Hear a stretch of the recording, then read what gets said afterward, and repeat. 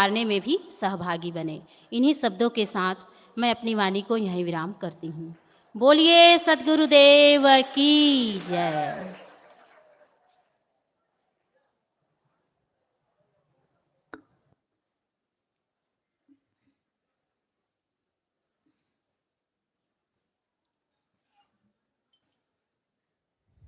बोलिए सद्गुरुदेव की जय।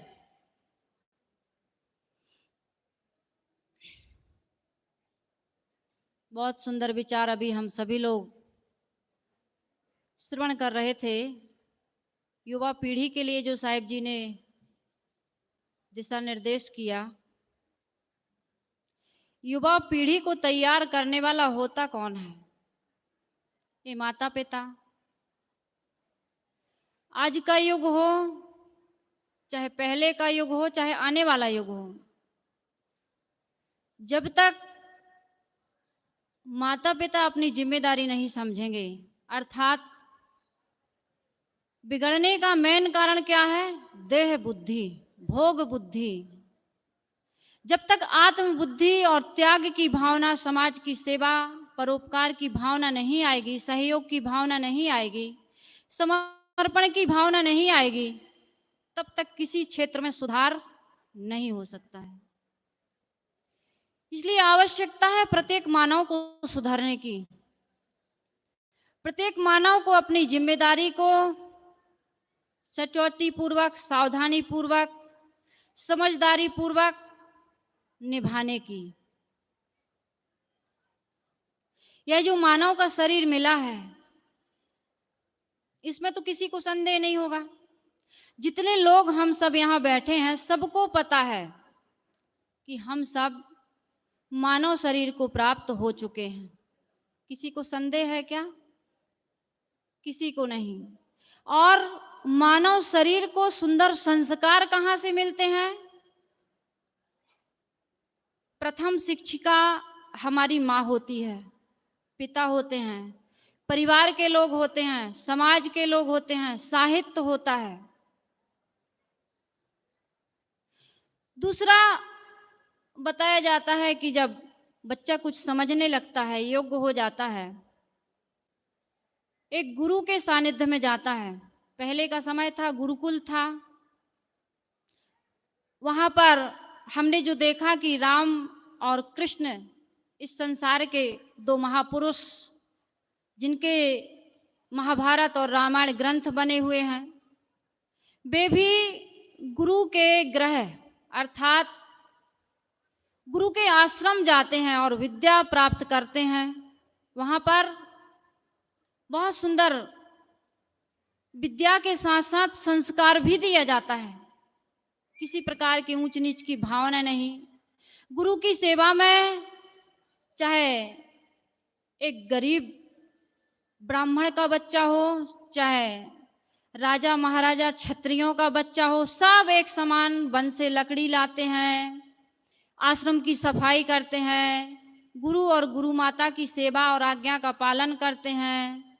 दुख सुख में कैसे धैर्य पूर्वक, सहनशीलता पूर्वक, वीरता पूर्वक, कैसे सत्य को, क्षमा को, शील को, विवेक को, विचार को, सहनशीलता को धारण करते हुए जीवन में आगे बढ़ना है, ये सारी शिक्षा 15-16 वर्ष की उम्र में ही बच्चे को माता पिता के द्वारा, समाज के द्वारा, गुरु के द्वारा प्राप्त हो जाती थी।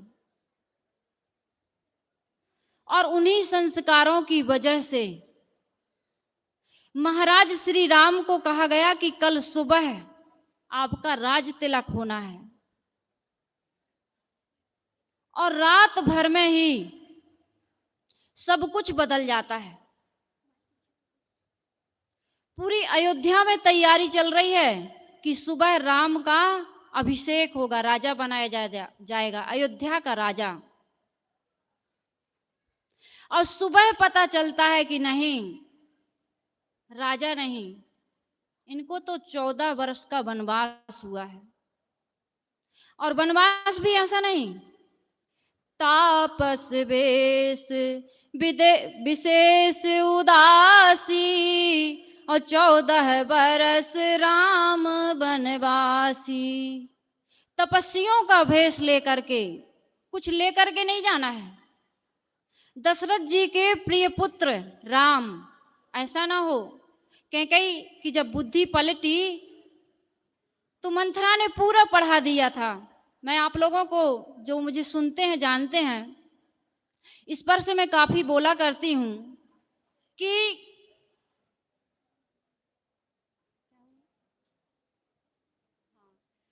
कैकेयी की बुद्धि कैसे पलटती है। आप रामायण पढ़िए, सदगुरु कबीर साहब के जो बीजक है और भी ग्रंथ हैं उसको पढ़िए, सभी महापुरुषों की वाणी पढ़िए और उससे सार ग्रहण करिए।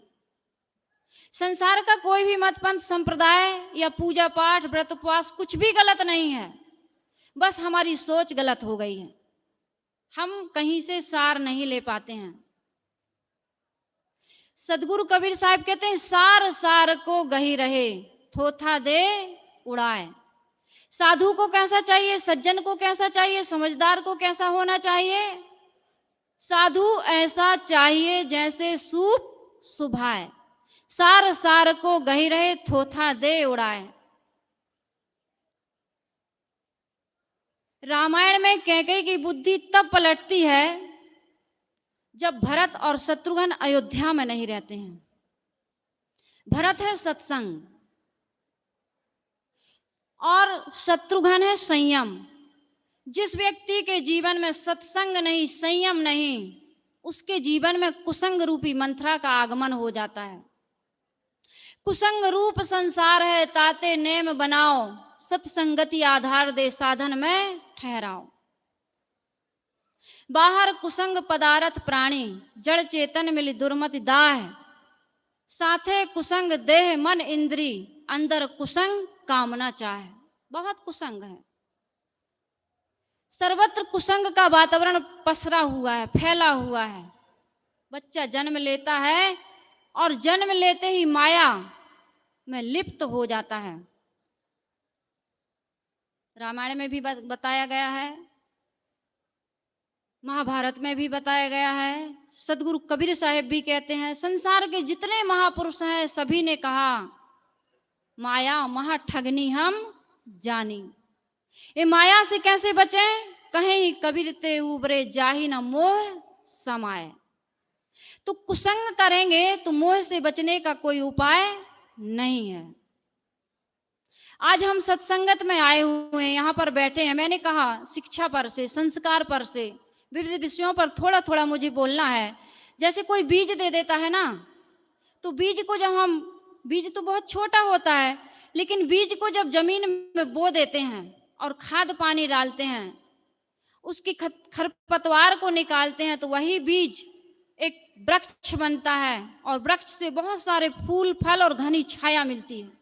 ये सत्संग भी, अभी इतनी साधवियां बैठी हैं, अभी संत भी सुनाएंगे, गुरुदेव जी का भी हमें सुनना है, तो थोड़ा थोड़ा समस्त प्रकार के बीज आपको मिलेंगे। इस बीज को आप ले जाइए और अपने जीवन में इस संस्कार रूपी बीजों को बोइए और संयम के द्वारा, साधना के द्वारा, सेवा स्वाध्याय के द्वारा, आत्मचिंतन के द्वारा इस बीज को आप पुष्पित पल्लवित करिए। फिर देखिए आपके जीवन में क्या मिलता है। जिस मानव जीवन को प्राप्त करने के बाद काम जो करना चाहिए, वही काम करने के लिए हम यहाँ बीज लेने, आप किसान होंगे, बहुत लोग यहाँ किसान होंगे, बिजनेस व्यापारी होंगे, तो अपने से तो बिजनेस व्यापार या किसानी नहीं कर पाते। हम कहीं बीज लेने जाते हैं, कहीं सामान लेने जाते हैं, दूसरे से लेन देन होता है, तब अपना धंधा बिजनेस व्यापार चलता है। ये भी एक बिजनेस व्यापार है। संत भी एक बिजनेस व्यापार करते हैं, स्वयं संत गुरुजनों से ज्ञान लेते हैं और फिर वही अपने जीवन में धारण करने के बाद जो उन्हें अनुभव होता है, ये परंपरा चलती रहती है। पुस्तकों के माध्यम से, प्रवचनों के माध्यम से, ऐसे सत्संग के माध्यम से, आजकल अभी साहब कह रहे थे यूट्यूब के माध्यम से कितने लोग कहते हैं साहब दिन की शुरुआत हम सत्संग से करते हैं। तो आप दिन की शुरुआत, मैं हमेशा कहती हूँ, जो दिन की शुरुआत सत्संग से करता है और जीवन की शुरुआत अच्छी संगत से करता है, उसका जीवन कभी बिगड़ नहीं सकता है, उसका जीवन कभी निरर्थक नहीं हो सकता है, उसका मानव जीवन सफल और सार्थक हो जाता है। तो 14 वर्ष का वनवास मिलता है, लेकिन राम दुखी नहीं होते, क्योंकि बचपन से वो संस्कार मिला हुआ था। तीनों माताओं में बड़ा प्रेम था। अयोध्या का जो वातावरण था बड़ा सुंदर चित्रण है, कहने का समय नहीं है। ऐसा माहौल बनाइए। मैं तो ये कहती हूँ कि सत्संग ये पंडाल में नहीं होना चाहिए, सत्संग घर घर में और सबके अंतःकरण में होना चाहिए। जैसे कबीर साहब कहते हैं, संतो घर में झगड़ा भारी, इसी प्रकार से सबके अंदर सत्संग होना चाहिए। पति पत्नी जब बैठे आपस में चर्चा करें तो मधुर वार्तालाप होना चाहिए, शिकायत नहीं, तनातनी की वातावरण नहीं होना चाहिए। वहां भी प्रेम से, समर्पण भाव से। यदि कोई गलती हो गई है, किससे गलती नहीं होती, स्वीकार करने में कौन सी बड़ी हानि है। आप छोटे नहीं बन जाएंगे, सबसे गलती होती, सबसे अपराध हो जाता है। उस अपराध को पहले स्वीकार करना सीखिए। जब तक स्वीकारेंगे नहीं, सुधार नहीं होगा। तो जब हम स्वीकार कर लेते हैं, सुधार हो जाता है, तो पति पत्नी जब चर्चा करते हैं तो सत्संग बन जाता है।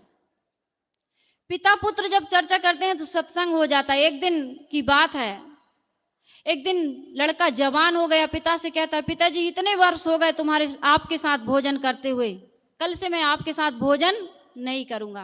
पिता कहता है, बेटा कोई बात नहीं, आप मेरे साथ भोजन नहीं करेंगे, कल से मैं आपके साथ भोजन कर लूंगा। यही है सत्संग। पत्नी कहती, आज तक कुछ सामान लाते तुमसे बनता ही नहीं। टमाटर लाए, उसके ऊपर गोभी आलू भाटा रख लिए, टमाटर फूट गए।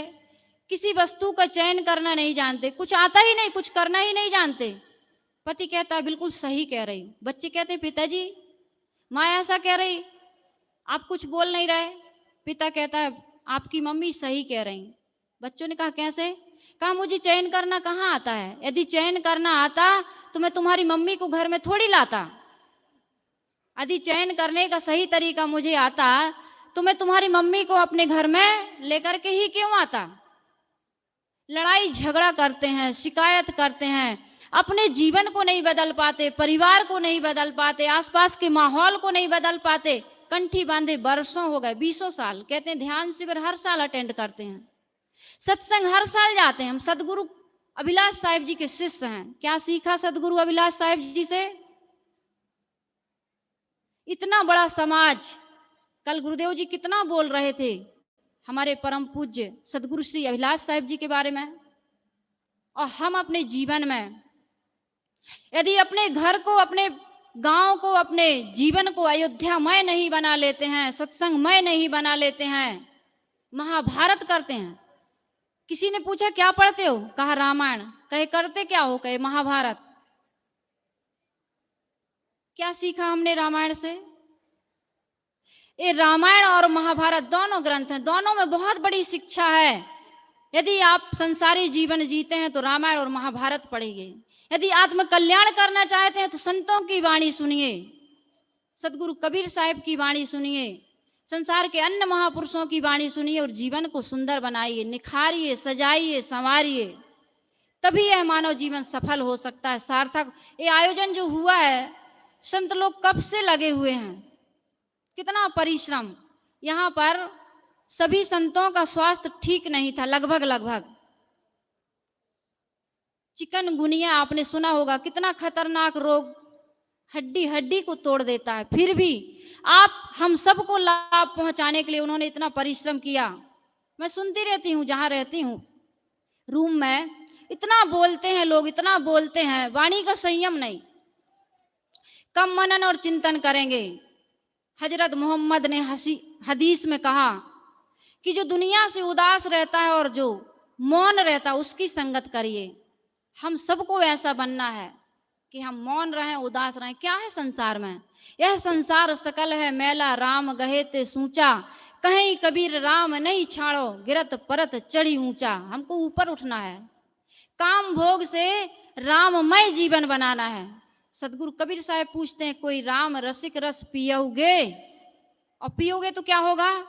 पियोगे युग जियोगे, फिर मृत्यु नहीं होगी हमारी। हम सब अमरता चाहते हैं, हम सब दुखहीनता चाहते हैं, हम सब स्वतंत्रता चाहते हैं। कौन व्यक्ति हाथ ऊपर खड़ा करके बताए कि हम स्वतंत्रता नहीं चाहते? लेकिन हम इंद्रियों की गुलामी छोड़ना नहीं चाहते। कौन नहीं चाहता कि हम अमरता चाहते हैं, मृत्यु नहीं चाहते? वो तो दुखी हो करके, बेबस लाचार होके कहते हैं मरना पड़ेगा, सबको जाना है। खुशी से कोई कहता है मरना पड़ेगा, हमको जाना है? कोई नहीं कहता। इलाहाबाद जाना बड़ी खुशी से कहते हैं, सत्संग में जाना है, शादी में जाना है, नागिन डांस करना है साले की शादी में, बड़ी खुशी से कहते हैं। लेकिन मरना है कौन कहता है बड़ी खुशी में? कोई नहीं कहता। तो मरना हम दुख से स्वीकार करते हैं, लेकिन अमरता मिल सकती है। हमारी आत्मा में अमरता है, उस आत्मा को पहचाने। दुखहीनता हम सब चाहते हैं, कोई नहीं चाहता कि हमारे जीवन में दुख हो, लेकिन हम दुख की बोनी कर रहे हैं। कैसे कर रहे हैं? इन विविध विषयों पर हम चर्चा सुनेंगे, समय बहुत हो चुका है। आइए मैं अपनी वाणी को यहीं विराम देती हूँ और कबीर साध्वी आश्रम नावागांव कचना से, छत्तीसगढ़ से हमारी परम पूज्य सुश्री साध्वी समता साहेब जी विराजमान हैं। आपके चरण कमलों में मैं विनम्र प्रार्थना करती हूँ कि आप भी हम सभी को अपने गंभीर विचारों से लाभान्वित करने की महान कृपा करें। आप सभी लोग जोर से जयकारा लगाएंगे। बोलिए सद्गुरुदेव की।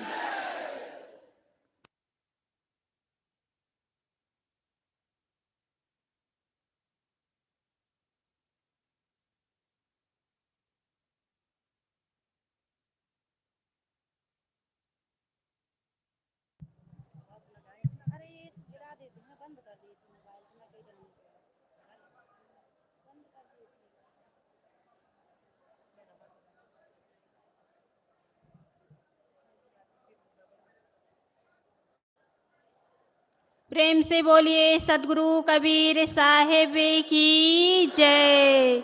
सदगुरु श्री अभिलाष साहेब की जय। संत समाज की जय। भक्त समाज की जय। परम श्रद्धे परम पूज्य गुरुदेव जी, वंदनीय संत समाज, यहाँ पर उपस्थित सम्माननीय धर्मानुरागी आत्मीय बंधुओं, भक्ति के स्रोत, ममतामयी माताओं, भाइयों एवं बहनों,